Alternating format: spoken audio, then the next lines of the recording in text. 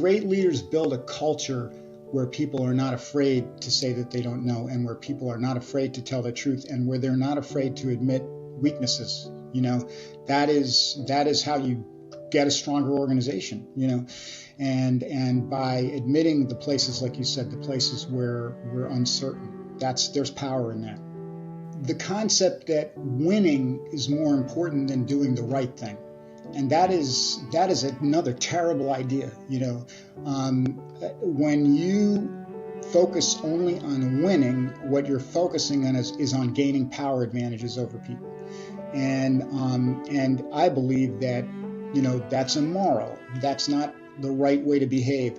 When we're in a strong organization with a strong leader, what we're doing is we're both valuing each other's welfare, and we can be cooperating to try to help one another, but again, based on reality, based on facts, and based on mutual accountability.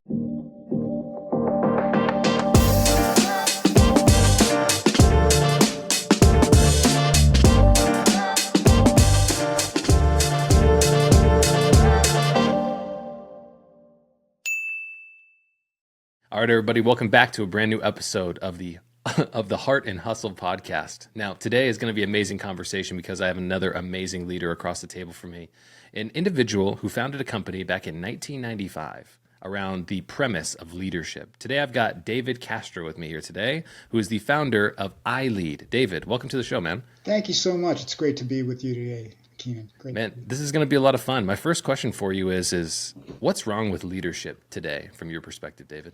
Well, I think there's so many things wrong. I think one of the big problems we have is we have terrible role models out there. I mean, when people start thinking about leadership, they look around in the world to see people who are in leadership positions, and generally those people have no training, and they may have gotten to where they are through some process that was not a very good process.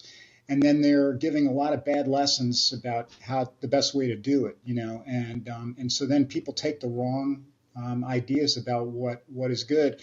And, I believe leadership is a moral philosophy. It's something that where it's filled with values, and you got to talk about those values. You got to talk about what is good leadership, and good leadership, I think, is something that helps people to get where they want to go, and to build the kind of organizations and communities where everyone prospers.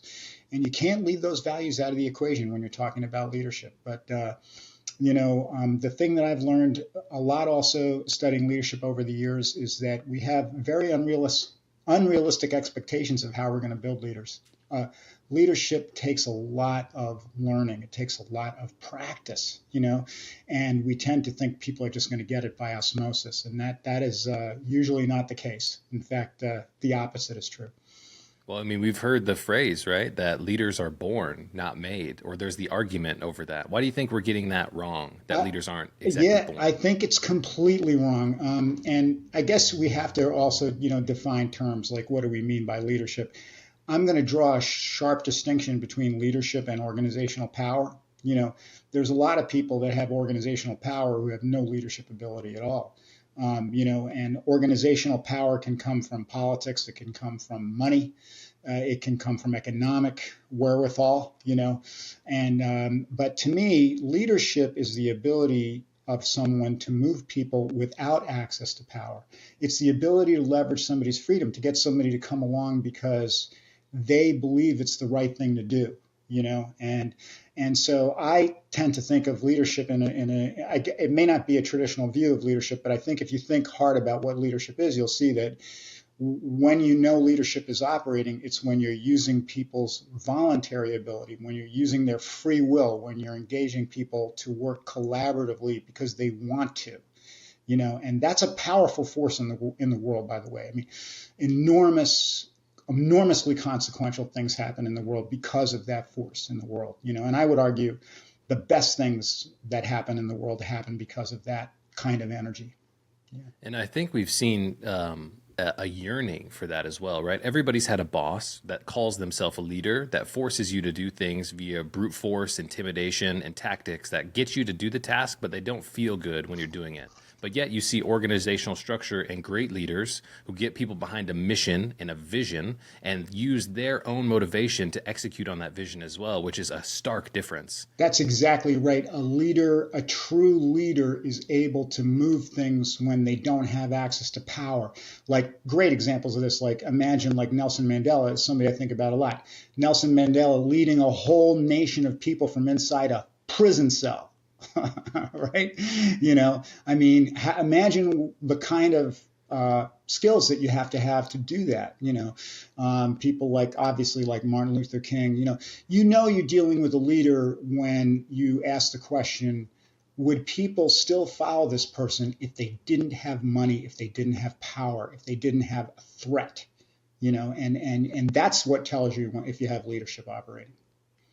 So what do you think about the current landscape of leadership with people who are able to amass huge followings, right, on the world of social media, who do not demonstrate those good characteristics, if you will, that are tied to leadership, influence, and the ability to get people behind a vision, but maybe they've acquired it through, bad means of intimidation or pranks or just being a bad version of themselves, which a lot of people are kind of like drawn to. Well, I want to add something else in here, and I never thought I would live to see this day, but I think we see this in our world today, where there is a new form of violence that we are dealing with in our communities, and that is the violence that comes from telling lies. And we have a whole generation of people who are out there in leadership roles who think that it's okay to lie. It's okay to exaggerate the truth. It's okay to twist and bend it. It's okay to not share information that somebody would need to know. When you deprive somebody of the truth, that is a form of taking extreme advantage of them. So we need to reestablish that as a baseline in our culture, that we're going to tell the truth to one another, and then we're going to try to seek the truth together, and it's such a world of difference to be in a community where people are trying honestly and sincerely trying to seek the truth. Compare that to an organization in which people are conspiring as to how they're going to mislead people. That is wrong. That is morally wrong, and it is a cancer, in our culture today, and it is destroying a lot of things. It is doing great harm. And so I think that, this is something that I never thought I would live to see, but I think it's one of the most important issues facing us today, to think about what does our morality tell us about how we need to deal with each other in terms of truth-telling and truth-seeking, by the way. Truth-seeking, I think it is equally terrible for someone to make statements that they don't necessarily have a foundation in truth. We see a lot of people who just say whatever they think, whatever they want to be the truth, without any bother to check, any bother to verify. That has enormously terrible consequences. I think this is kind of be summed up by a simple phrase, which became very popular, right, over the last years, and I'm sure it was around more so, but it was fake it until you make it. Yeah. Unbelievable. That's not cool. And, I do think, I want to say that there's a nuance here, because a great leader will talk about a vision, something that they want to create in the future. And a vision is always a departure from what we have now. If I'm telling you what I want to build in the future, if we're having a conversation about what we should be trying to make together, we know that it's not here yet. We know that that's a dream that we're pursuing. Again, one of the most famous leadership speeches in history, the I Have a Dream speech, talking about a compelling moral vision. That's okay, because a moral leader admits that we're not there yet, that we're talking about something in the future. But when you start to talk about that as if it existed, if you try to pretend that parts of it exist, now you are lying to people, and that is a completely different kind of an undertaking. And then there is, of course, just misrepresenting the facts and or making statements about reality that have no basis in fact, where you're just speculating and not admitting that you're speculating, that you don't know. A lot of leaders, when they're asked the question, should have the courage to say, I don't know. Dude, can you say that again, David, for the recording, just so everybody can hear that super loud? What did you just say? Yeah, I said a lot of leaders should have the courage when they're asked the question to say, I don't know, instead of making something up that sounds good or that will advance their cause. when you make statements that have no basis, that you don't necessarily have a basis in reality, that's just as good as lying to me. Hey, real quick, if you're enjoying the podcast, we first want to say thank you. And we also just want to give you a little insight of what we're up to at Francis. Some don't even realize that we're working with organizations to help them use AI to create that real human communication experiences, whether that's actually supporting your families, those patients, or the entire community. We're actually creating tech that connects. Check it out, francis.ai. I was having a conversation, and why I wanted you to repeat that is I was having a personal conversation with my girlfriend. She's a physician's assistant, right? And she just started a new job where she's interacting with patients. And she said, one of the things that I've become very comfortable with when I'm in the patient environment is deferring to somebody else when I don't know the answer. And I said, do you know how powerful that is to just the relationship and the trust that you have between somebody who you're looked at as that secret relationship between your provider and your patient? When you say, I don't know, but let me go consult with somebody else so I can bring you back the best answer. Naturally, that is a move of being humble. It's not acting like you know everything. And it also shows that you're willing to put yourself in a position where you can learn. And I feel like that in itself is a true form of leadership, but also how we build trust in relationships as well. Absolutely, absolutely. And you see great leaders build a culture where people are not afraid to say that they don't know, and where people are not afraid to tell the truth, and where they're not afraid to admit weaknesses. That is how you get a stronger organization, and by admitting the places, like you said, the places where we're uncertain, there's power in that. I think when you're talking here, I can't help but ask the question, like, where did the accountability go, right? But more importantly, where did the accountability go for ourselves? First, in order to lead others, we must first be able to lead ourselves. And it seems like so many people can't lead themselves, or they don't have the ability to do so. And so that's where the fake it until you make it kind of mentality comes out of that. You know what I mean? and the concept that winning is more important than doing the right thing. And that is another terrible idea. When you focus only on winning, what you're focusing on is on gaining power advantages over people. And I believe that, that's immoral. That's not the right way to behave. When we're in a strong organization with a strong leader, what we're doing is we're both valuing each other's welfare, and we can be cooperating to try to help one another. But again, based on reality, based on facts, and based on mutual accountability, like you said. This is another thing. Another aspect of leadership is keeping your promises. Integrity. Integrity is one of the most critical values in public leadership that it's awful to say, but we are in the process of losing it as a culture. And it is one of the things that keeps me up at night, worrying about that. What do you think the root cause of that is, right? So somebody can't be accountable. They don't have to do what they say and say what they do, right? So how do we lose way in this kind of process? I think there are a couple of things that lead to this. One is, again, a focus on performance rather than process. So the idea that, well, if I win, if I got what I wanted, then what I did must have been right, and that is a very slippery slope that leads you to a terrible place, because as soon as you start breaching integrity and breaching honesty and engaging in manipulative behaviors, using power to force people to get what you want, you're degrading the whole culture of collaboration, and then where it leads, it leads to violence and warfare. At the end of that road is physical conflict, because when it's a lot of this stuff is ancient wisdom, he who lives by the sword dies by the sword. Eventually it catches up with you. Eventually it turns very bad. And you might be able to get along for a while, but you're sowing the seeds of your own destruction when you engage in that behavior, or you're passing it down to a future generation. And it is something that, in our statements of values, we were talking about this when we were getting ready to do the interview. I believe that leadership is a way of talking in a multicultural, multi-faith context about the values that we share that cut across all religious traditions. mainly about caring, honestly, sincerely caring about one another more than we care about getting what we selfishly want. And then being faithful to our core values like integrity, like we said, honesty, following through on our commitments, treating people with respect. I mean, all of these things, if we lose that, we can lose everything.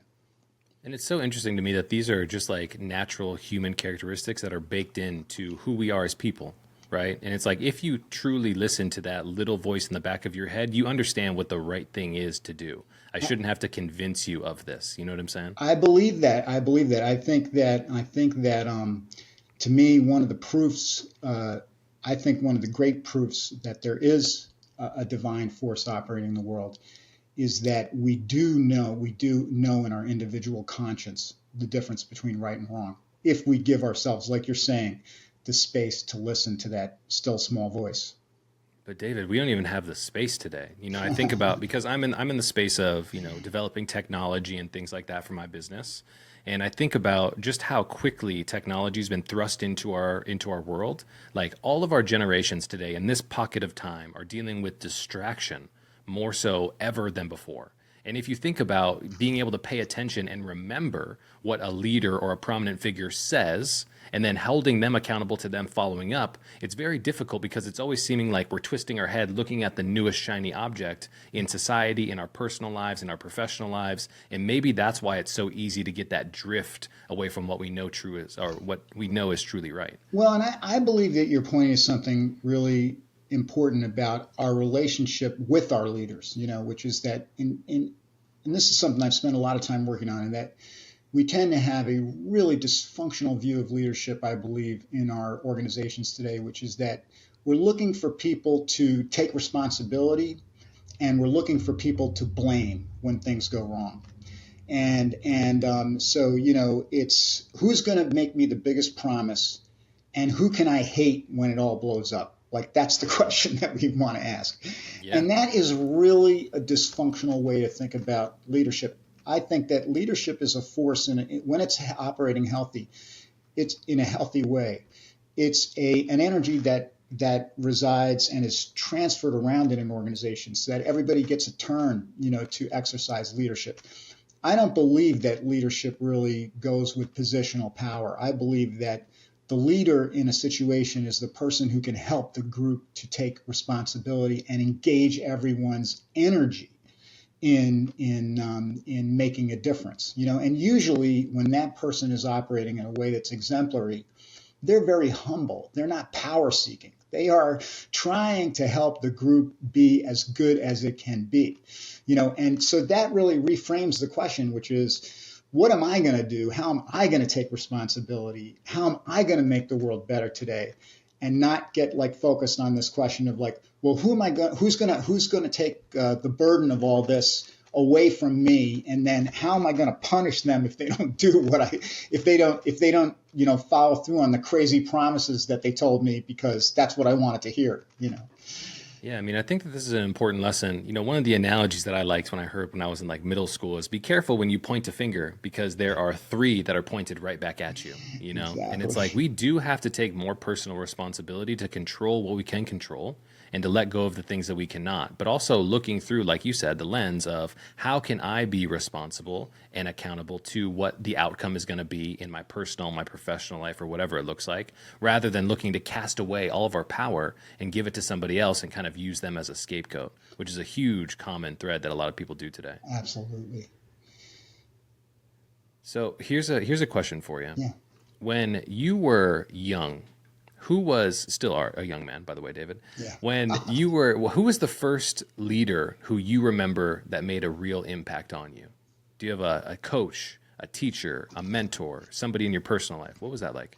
Yeah, I mean, I think it was probably some teachers. I will speak highly about the person who I'm still very close to, actually the chair of my board, Lynn Abraham. So Lynn was a controversial figure in her day, as she was the district attorney of Philadelphia.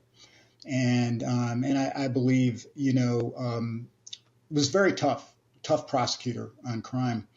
But and not everybody agreed with all of her policies. But what I will say about Lynn was what struck me immediately about Lynn was her just unwavering dedication to honesty and integrity. That was one of the first things that I saw. She was a person who. How'd you recognize that, David? I saw it immediately in her raising enormously high standards for everyone around her. She was a person that wouldn't tolerate any kind of misbehavior, any kind of a lack of ethics. Just holding just really high standards for personal integrity. And then I also saw a person who had dedicated her life to public service. I mean, she was a person who really could have been a super multimillionaire lawyer, but she gave her life to serving the people of Philadelphia. And literally it was 16 hours a day. She'd be at the office at 9 o'clock in the morning, and she'd still be doing community meetings at 10 o'clock at night. She spent tons of time interacting with people at all different levels. She was a person who treated the poorest person that you could have met on the street with the same level of dignity as somebody who was a very powerful public official or a very wealthy business person. Treated them the same, with the same level of respect and care, and she was a person that really stood out to me.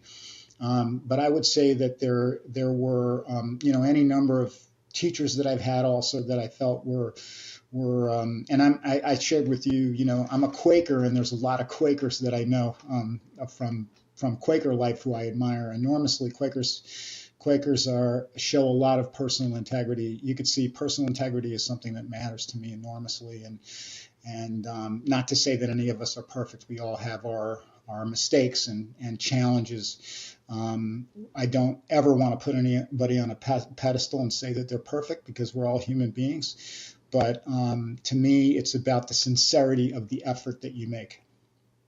Yeah, I mean, I love the frame of personal integrity. One of my personal values and something I've implemented into our business is called ultimate accountability. Now, ultimate accountability starts with ourselves first, because when we are accountable to ourselves, then we are accountable to everybody else around us, meaning we can be accountable to our customers as well. But it all starts here, right? Yes. You have to focus here, which is so important. Completely. So here's a question for you. When you were starting this organization in 1995, what were some of the macro trends that you kind of saw out in the marketplace that said, hey, I need to create an organization that's going to talk about leadership, that's going to implement these values and these different custodial elements into kind of how we approach this subject? Yeah, it's a great question, and I'll tell you, it's a really simple answer. So at this point I was a young prosecutor, and I was working with community leaders all over Philadelphia.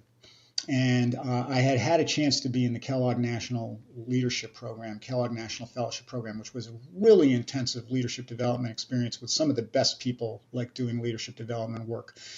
People like Stephen Covey and Don Clifton from the Gallup organization, and people from the Massachusetts Institute of Technology, the Sloan School of Management. I mean, I really got like an incredible lesson from so many great people thinking about, leadership. And I was able to see that what really made a difference in communities was people, and people with leadership skills. And I could see, like, for example, I would be going I worked in Philadelphia, and you could go like to one neighborhood where everything was really solid, beautiful homes with gardens, public safety, people really super engaged. And then you could go literally not even a quarter of a mile away and see a neighborhood that was in utter chaos with, taken over by drug gangs, experiencing terrific problems with violence and an assault to public quality of life. And what was the difference between these communities? And often it wasn't an economic difference. It was more about the caliber of the leadership that was active in those neighborhoods. And I began to see like a terrific need to try to increase neighborhood leadership capacity that wasn't being addressed. And what I thought to myself was, what if I could bring the training that I had received to people who didn't have access to it? And what would that look like, and how could that make a difference? And that was the animating thought behind our whole organization, was that process.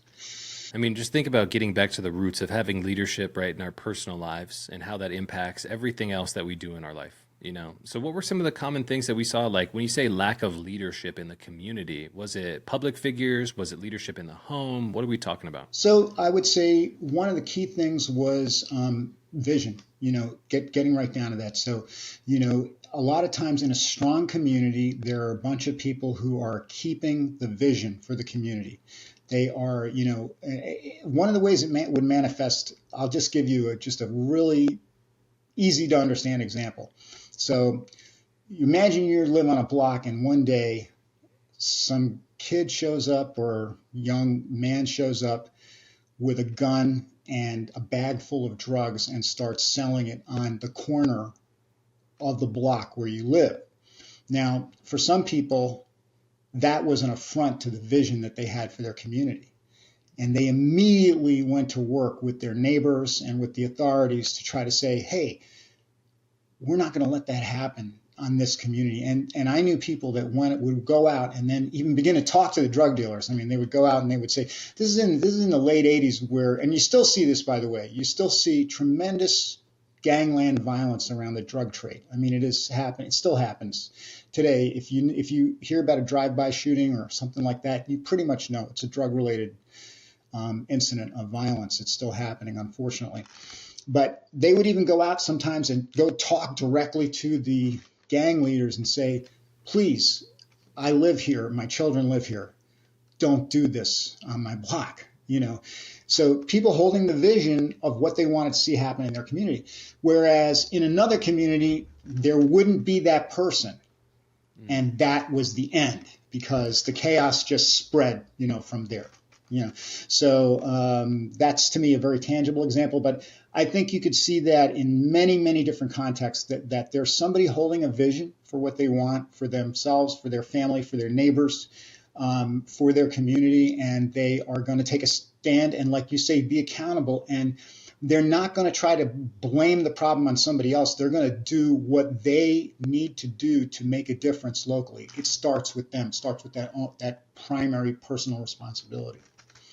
I mean, we're talking about leadership, right, from a personal perspective, but in our communities. And I know that, a lot of your work is also in organizational leadership, and you're the author of a couple books. So why don't you share the books that you've written? And I want to talk about the Inward Sun a little bit as well. Sure, yeah. So I've written 2 books on this, and I've done a lot of teaching in my life. But the 2 books I wrote a book called Genership, which is really, to me, about collaborative leadership, about leadership that really focuses on creativity and engaging people in a creative process as opposed to the kind of power dynamics that we've been talking about. And that's it's a philosophical book. It really is thinking deeply about what's the difference between leadership and these other forms, and then what does it take to be a creative leader that is able to do this kind of work. And so it's a long book, and then many years later, I said, I really want to write a different kind of book that is just way more practical in terms of giving people a pathway to get there without having to go through all this, background thinking. One of the things I learned after writing the book, was that early in my life, maybe you'll appreciate this, I think a lot of people suffer from this. They're like, if only people understood the truth, they would be better at doing, what they need to do. And it turns out that, unfortunately, you can understand things really well and still not be able to put them into practice. So I tried to write a book that was about how do you put this into practice? Like, what do you need to do to really practice this stuff? And the second book is much shorter, but I would argue it's still just as hard because it's throwing you into a bunch of practices, asking you to do things which then lead to the kind of transformation that we're talking about. And that book is called The Inward Sun. Yeah. So, one of my favorite phrases is like, you cannot read about doing push-ups. Yeah. And this is where I feel like a lot of people get lost in the sauce is we can read about leadership all day. You can read blog posts, you can read books, you can listen to audiobooks, you can do whatever. But unless you start implementing these tactics, right, and the tactics that actually lead to outcomes, and you're incredibly intentional about how you're doing that, you're never going to get the results, right? And so why don't we kind of talk about like some of the tactical elements that you kind of cover in the book that can help people really kind of get a better understanding of how to change the way in which they lead? Yeah, so I'm gonna call out 2 or 3 things, just to get the conversation going, and so a simple one, and you've heard people say this before, I'm sure, but the practice of meditation and deep listening is essential to any kind of a growth process. A lot of leaders are terrible listeners. They are just always full of their own message and never able to process anything of what's happening around them. I learned early on in almost every leadership course I did about the importance of learning how to shut up and listen to people. And I believe meditation is a practice of being quiet. It's a practice of learning even to listen to your own mind, and to the practice of silence, the practice of being still and silent and observing, taking it in, is such a powerful change agent in your life, So meditation and some of the related practices around meditation are a really foundational piece of leadership development.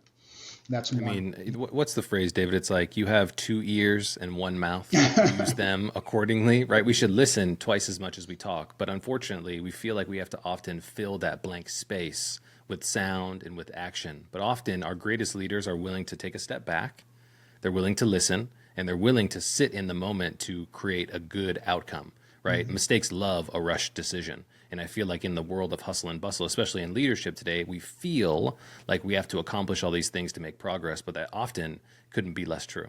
That's so true. And one of the things that I've learned is it takes a lot of strength. People think it takes strength to talk. It takes a lot more strength to be quiet. So I like to try to flip that around when we're working with people to say, do you have the strength to be quiet? That's something that a lot of people don't have, and they need to practice it to get it. Yeah, I use the word pretty much. I use the word intentionally a little earlier, because if you fail to plan, you plan to fail, right? And so why is intentionality something that you emphasize in your book? Yeah, so this raises another practice, which I think is equally difficult and requires practice, which is the practice of visioning. And I think powerful visioning can take place when you're able to be quiet.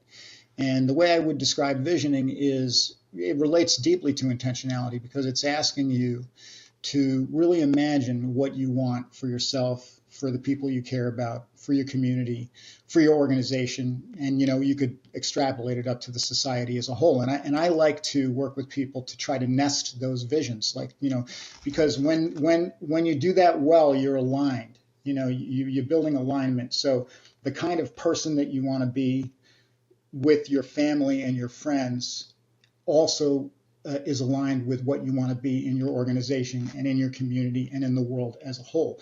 And what we see a lot of times is people may not have their visions aligned. So they want to be a certain kind of person at work, and then they want to be a completely different kind of person in their personal life. That's never going to work. That you're going to be torn into two different people. No one can really do that with integrity, wholeness. So, but it comes, that process of visioning is very demanding because, and this is again a really powerful lesson about leadership. Leaders are not reactive, so they're not bouncing off of what's there. They are not overly sensitive to what is happening right at this moment. They are, as you said, very intentional. And that intentionality comes out of deep reflection and mindfulness about what they're trying to build, what they're trying to make, and again, nesting that. And I believe deeply that there's a spiritual component to this, which is why starting with meditation, when you're practicing leadership, you're asking yourself the really tough questions, which is, what do I want from my life?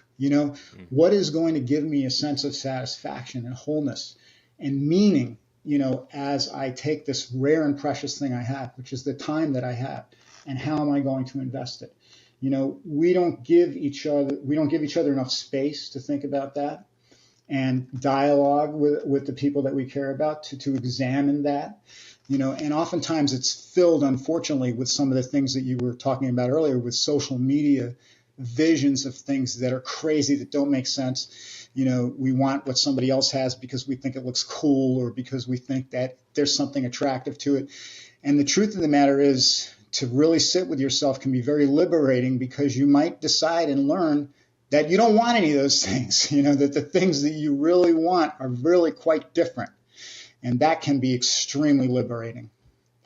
I want to talk a little bit about fulfillment. I'm currently reading a book called The Dopamine Detox, and it talks about a really interesting paradox, which is we've confused at some point in time in modern society that fulfillment comes with excitement, right? We're exchanging the two. If excitement equals fulfillment. But in your book, you talk about the importance of like goal setting and how that leads to fulfillment as well. So why don't you talk a little bit about what fulfillment really means and how we can use goal setting to accomplish that sense of fulfillment? Yeah, so I've done a lot of work with people on creativity, and I think this is the question. The way I interpret your question, it relates a lot to creativity, because when you really develop a strong personal vision and a vision for your life and your organization, you're involved in a creative process. Because what you're going to do, you're going to articulate some things that are not what you have. They're not where you are. So there's a lot of metaphors you can use. I mean, sometimes people use the journey metaphor. I like to use, mountain climbing metaphors because people can relate to that. But we have a summit. We have a hill we're climbing. A lot of us want to go somewhere, get to somewhere, and you see that you're not where you want to be. And then you have to grapple with, well, what is it going to take? How am I going to get there? That process of closing the gap, we can call this creative tension, the gap between where I am and where I want to be. Great leaders, and I believe great creators, are able to hold a lot of creative tension without getting depressed, without experiencing massive fear, without, freaking out, basically, like I'm never going to get there. If you're able to hold that creative tension, now you can move forward in your life. And there's some psychological dynamics going on behind the scenes. When you accomplish your goals, you feel a sense of satisfaction. You get the dopamine rush, from achieving something that you put your mind to. But I think the really interesting thing that we've learned about great creators is that some of the greatest creators that we have in our society are never satisfied. I mean, they always, wherever you think, however great it is that you think that they think they are not satisfied. They want to go somewhere else, and so what it tells you is that they have tremendous strength to hold big goals, and this ties back to religious themes. I often think about Martin Luther King, one of his famous speeches. He said, it's right the night before he was killed, he said, "I've been to the mountaintop. I've seen the promised land. I may not get there with you." So he has the strength to see something that he's reaching for that he's never going to achieve in his own life, but it gives him a sense of meaning, to reach for that. And that's, I think, his ability to communicate that to others also gives them a sense of meaning of where we're all going as well. Yes, exactly. Yeah. Man. So, I want to kind of ask you about the process of becoming a better leader, right? So one of the things that I recognize, and I see this often, I have the blessing now of being 34, where I can see kind of the patterns of my life, right? I'm conscious enough now to recognize that I've been through ups and downs. Sure. When I set out to be a better leader, right, naturally, I'm going to go through the process of saying, I'm in the form of uninformed optimism. If I become a better leader, my business is going to explode. I'm going to have a better relationship in my life. And then I go through a downturn of informed pessimism, where I'm like, oh gosh, this is going to be a lot tougher than what I need to. And then I go through a form of informed optimism of like, okay, well, I've actually experienced this and I can accomplish this again. Yeah. How do you survive the ups and the downs of the kind of, I would say, regression of the mean, if that makes sense, to become the better leader who you are? Yeah. So some of this is about, two other things that I talk a lot about in my book, The Inward Sun. One is willpower. And there's a lot of great work that's been done on building willpower. How do we do it? I will tell you that vision is a huge part of willpower. I mean, vision is what gets people back up off the mat when they have been knocked down. Vision is what does it. Their commitment to this dream that they have. That's part of, what does it. But I think there's some also really unintuitive or counterintuitive things. One of the things that I learned studying willpower and resilience, because this is the other thing, is that you're saying, like, how do we respond to failure? That's the question you're asking. And there's some deep lessons around that too. Like, how do we learn from failure instead of getting discouraged and giving up, And one of the things that I learned that shocked me, it shouldn't have shocked me, but it did when I finally brought it into focus, was the power of our loving relationships, and this is something that leaders, I think, often overlook, which is they are so committed to what they're building that they're not building those powerful support networks and relationships built on love. When you are down and out, when you are on the canvas, part of what's going to bring you back is the person who cares about you and who you care about. When we're building things because they not only matter to us, but they matter to the people we love, now we have tremendously more powerful resources to get back up. And that's what we're going to see when you look at great leaders. You're going to see that they were able to build that support system, and that's tough, because anybody that's built a support system like that, that it's not all about you. It has to be about the other people too. You have to be a giving person. You have to be there for the people who are there for you, and so, but at the end of that process, you're happier, you're stronger. It gives you a great word. If you ever want, this is a great book. If you're familiar with Nassim Taleb, but he wrote a book called Anti-Fragility. So anti-fragility is about the superpower of getting stronger under stress. So that what happens is when you get knocked down, you're better after you got knocked down. You know what I mean? So that's what we're all going for. We want to be that the hurdles that we face make us stronger, So, and I will say that I learned that the loving relationships that you have around you, that's part of anti-fragility. That's part of what makes you stronger, under stress. Don't we natively kind of intuitively understand that, though? I mean, if you've ever gone to the gym, right, you only get stronger under stress, under weight, under the ability to think, I'm not going to get out of here, and pushing yourself further. But it seems like we approach like our life journey differently, like it should be frictionless, and we should become the version of ourselves without having to go up the hills and down the hills. It seems a little bit like interesting that we kind of perceive it that way. Yeah, I think you're right. And I think there's a tendency, because, when we're really in love with our vision and we're really focused on our success, it can make us navel gazers. That's a risk factor, where you become like, well, this is the most important thing is being successful, and that's where, again, the real fundamental work, I think in meditation and visioning, is to see the other people in your life and have visions that are shared with them. So that's also about building a great team, where the team is committed to the vision, and you're making progress in your organization when everybody cares about the vision maybe as much as you do. That makes you stronger. It gives you the room you need to take care of yourself as well as other people, and it's so I think there's a lot of really, really great ideas in that space about,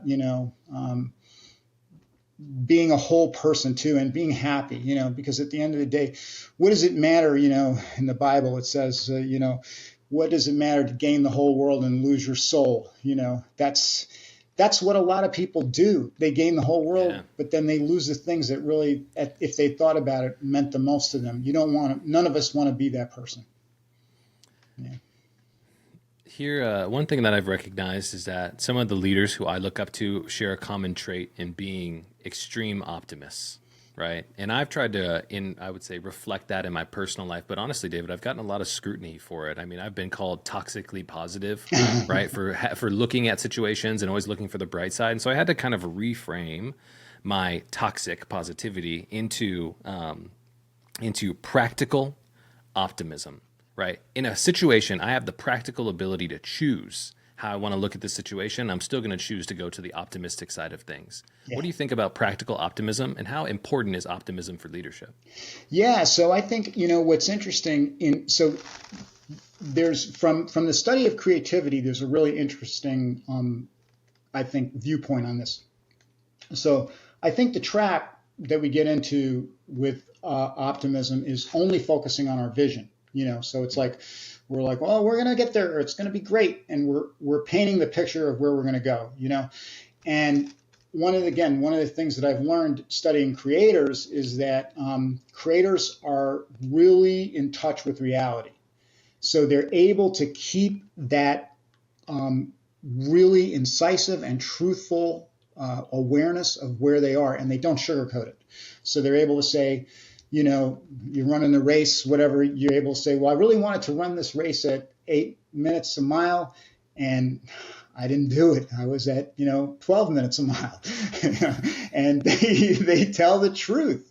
And so it's that integrity to tell the truth while you're holding the vision, And what makes a creator great is the ability to feel both of those things, to feel the sense of power and energy that comes from clinging to the vision, but also the integrity and the truthfulness, that comes from really being clear and honest about where things stand and whether you did it or not.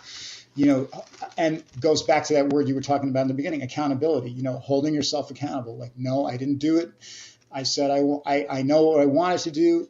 And you can hold both things. It's holding the contradiction, having the courage and the integrity to hold the contradiction, to hold the tension, that's what makes people great. And there's just lots of examples of that in life. I'll tell you one story, which I think you'll like. You may have heard one of the greatest composers in history, Ludwig Beethoven. Okay. So Beethoven, this is after he's written the Fifth Symphony, which is, again, one of the greatest symphonies. And he writes this letter to a friend. Actually, he writes a letter to a friend basically saying, I'm the worst composer. I'm terrible. Like, my life is meaningless. I essentially saying I suck as an artist, You can feel his sense of incredible depression about his abilities as a creator, And yet, this thing confesses being near suicide. That's how bad he felt about himself at this moment. Wow. And he walks out of that and writes the 7th, 8th, and 9th Symphony. So it's like the ability, again, what do you see? The ability to hold this tension, Tension, yeah. Yeah. Yeah. Man, I think about this, something I discovered maybe in 2020 during the pandemic, or it was 2019, was the work of Dr. Carol Dweck at Stanford. She came up with the growth mindset. Yes. She published a book called The Growth Mindset. And when she frames, a growth mindset represents the only objective, right, is not to master, but to continue to learn. I thought that was so powerful, and it kind of summed up like my personal journey in business and in life in general. I always, when I was younger, thought that, very transparently for everybody who's listening, I've talked about this on the podcast before, but I was a terrible student, David. I got D's and C's my entire academic career. The one time I made it to the honor roll was the last semester of my senior year in high school. And I told my mom, I told you I was going to do it, right? But by then it didn't really matter. And one of the things that I was really grounded in as I was coming up was recognizing that there had to be something on the other side, right, of the educational process. And when I became an entrepreneur in 2014, I started falling in love with learning again, because I knew that there were skills that I could continue to develop and learn that were going to help me be better on my journey. And then I recognized the fallacy of, when I was younger, I thought I knew everything, but when I actually knew a lot more, I realized how much I didn't know. Yeah. So what do you kind of think about the growth mindset as it pertains to leadership, and how we can continuously evolve and continue to, grow as that person? Yeah, I completely believe in her work. And, to me, when I first encountered growth mindset, it really, again, I perceived it through the lens of creativity and the work that I had done with creativity, because a person that has growth mindset, to my mind, has a vision. Like that's what it is. It's a vision of what they think they can accomplish, and they don't think they're stuck with this reality. They think that this reality is malleable. It can change. I can change, the organization can change, things can change, and we're going to go to work on it. And we're not going to be stuck with what we have. We're not going to have a limit that we feel we're imprisoned by, And I think that's an essential factor of leadership that's different. No leader walks into an organization and says, it's great. Everything's great the way it is. That's just not true in the DNA, right? A leader has expectations on reality, on himself, on the organization or herself, and is a leader is introducing tension into the situation, creative tension. And that's growth. It's where we want to go, what we want to build. And I often have a dialogue with people. Because I'm a Quaker, I also have a lot of friends who are Buddhists, and we have a deep conversation about the Buddhist thing of letting go. Letting go, and because a lot of Buddhists practice non-attachment. And I have to say, I come down in the place where I don't think that non-attachment is consistent with leadership. I just don't think it is. I think that leaders are attached. They're attached to building things, growing things, making things better. But my pushback to my Buddhist friends is to say, here's the problem with non-attachment. You have to recognize that you want to be in a state of non-attachment, but you're not. Exactly right. There's that healthy friction once again. Exactly. Oh, man. Well, David, we have a tradition here on the podcast where our previous guest wants to ask you a blind question. I'm going to change this up because I want to get your true, honest opinion on this. So our previous guest wants to ask you, imagine a situation happens. The TV starts blaring. It's World War X, right? There's a zombie apocalypse that's coming on. The phone rings and somebody says, David, there's a bunker 3 doors down from you. Here's the secret code on how to get in. You can take 3 leaders from any point in history with you into the bunker. You guys will be safe and come out the other side. What leaders are you taking into that bunker with you? Any point in history? Any point in history. Yep. We also have a little time machine or a little teleporter, okay. Right? Okay. One of them is going to be Jesus. Probably, I will say, Socrates. And let's see, who would be my third? I'm going to take Martin Luther King with me. Hey, that's an amazing reservation for 4 there, David, man. I appreciate the time today. Honestly, so cool to see, why you're on the podcast. Definition of Heart and Hustle, brother. Seriously, I can't thank you enough for coming on the show. Thank you so much. I've so enjoyed this conversation. It's been wonderful. Well, there you go, guys. There's the pod. Catch you in the next one.